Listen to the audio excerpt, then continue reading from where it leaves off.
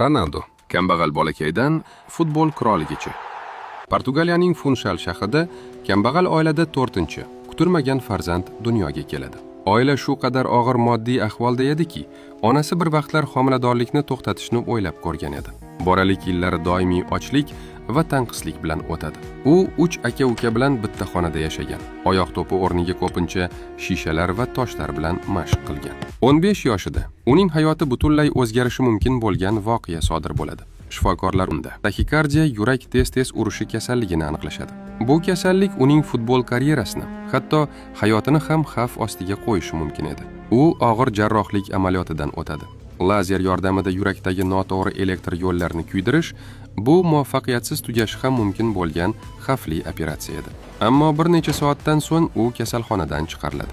Bir necha kundan keyin esa allaqachon mashg'ulot maydonchasida edi. 18 yoshida u Angliyaning Manchester United klubiga sotiladi. Bu vaqtda u Premier Liga tarixidagi eng qimmat o'smir futbolchi bo'lgan. U futbol tarixidagi eng ko'p gol urgan o'yinchi, 5 marta oltin to'p sohibi. Bugun u dunyoning eng badavlat sportchilaridan biri. Ammo u hech qachon o'sha ochlik hissini unutmagan. Shuning uchun har yili yashirincha yuzlab bemor bolalarning davolanishini o'z hisobidan to'laydi. Nima uchun sovet snayperlari o'qlarini qizil, qora va yashil ranglarga bo'yashgan? Ularning xaltasida doim shunday rangli qalamlar to'plami bo'lgan. Xo'sh, nima uchun? Tasavvur qiling. Nishonda dushman benzavozi. Oddiy o'q unga faqat teshik ochadi, portlatmaydi. Portlatish uchun snayper 1 soniyada to'g'ri rangdagi o'qni topishi kerak. Adashdingizmi? Dushman sizni payqaydi. Butun jang hayot-mamot o'yiniga aylanadi. To'g'ri rangni tanla yoki ularning siri nimada? Sir oddiy. Qora uchli o'q po'latni yorib o'tuvchi, ya'ni zirh teshuvchi. Qizil ranglisi yondiruvchi o'q. U dushman bakini bitta zarbada portlatgan.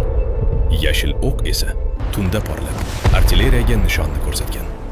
To'g'ri o'q bilan hatto tankni ham yo'q qilish mumkin edi. Eng qiziqarli harbiy sirlarni o'tkazib yubormaslik uchun hoziroq obuna bo'ling. Butun Toshkent uxlamagan kecha. Odamlar haligacha eslashadi. 1966-yil 26-aprel tong saharda soat 5:23. Toshkent uxlab yotgan paytda yer birdan g'azab bilan silkinadi. Magnitudasi katta emas, atigi 5.2 ball. Ammo o'choq yer sathiga juda yaqin bo'lgani sababli zarba 7-8 ballga yetadi. Faqat 10-12 soniya. Ammo bu soniyalar butun shaharni tanib bo'lmas holga keltiradi. 2 million kvadrat metrdan ortiq turar joy vayron bo'ladi. 236 ma'muriy bino, 700 ga yaqin do'kon va oshxona, 180 dan ortiq maktab, institut barchasi zarar ko'radi. 300 ming kishi bir kechada boshpanasiz qoladi. Qizig'i shundaki, yer bu falokatdan 1 yil oldin ogohlantirgan edi. 1965-yildan yerning chuqur qatlamlaridan chiqayotgan radioaktiv radon gazi miqdori keskin ortib ketgan. Zilziladan so'ng esa bu ko'rsatkich birdan asl holatiga qaytadi, go'yo yer nafas chiqarib bo'lgandek. Rasmiy ma'lumotga ko'ra, atigi 8 kishi halok bo'lgan, ammo boshqa manbalar bu raqamni yashiringan deb hisoblaydi.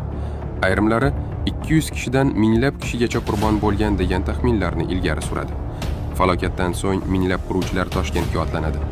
Vayronalar o'rnida yangi, zamonaviy shahar bugungi Toshkent qad ko'taradi. 1986-yil 26-aprel tunning yarmi. Pripyat shahri osoyishta uxlab yotardi. Hech kim bilmasdi, bu ularning hayotidagi so'nggi tinch kecha ekanini. Soat 01:23. Oddiy, xavfsiz deb hisoblangan sinov bir zumda jahannamga aylanadi.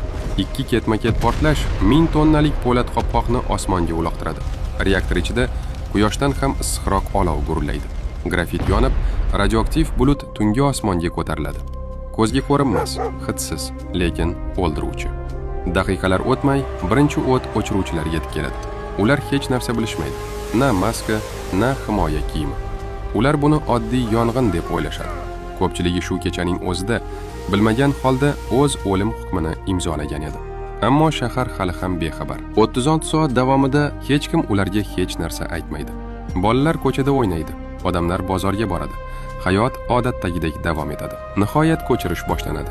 Odamlarga faqat 3 kunga hujjatlaringizni oling deyishadi. Ular ortlarida hamma narsani, uylarini, kiyimlarini, hayotlarini qoldirib ketishadi. Ular hech qachon qaytmaydi. Sovet hukumati esa dunyodan haqiqatni yashirishga urinadi. To Shvetsiyadagi radiatsiya sensorlari chiyillab, yolg'onni fosh qilguncha. Falokatdan so'ng Sovet hukumati zavod atrofida 30 kilometrlik man etilgan zona tashkil qiladi. Bu hudud hozirgacha rasman yopiq bo'lib qolmoqda.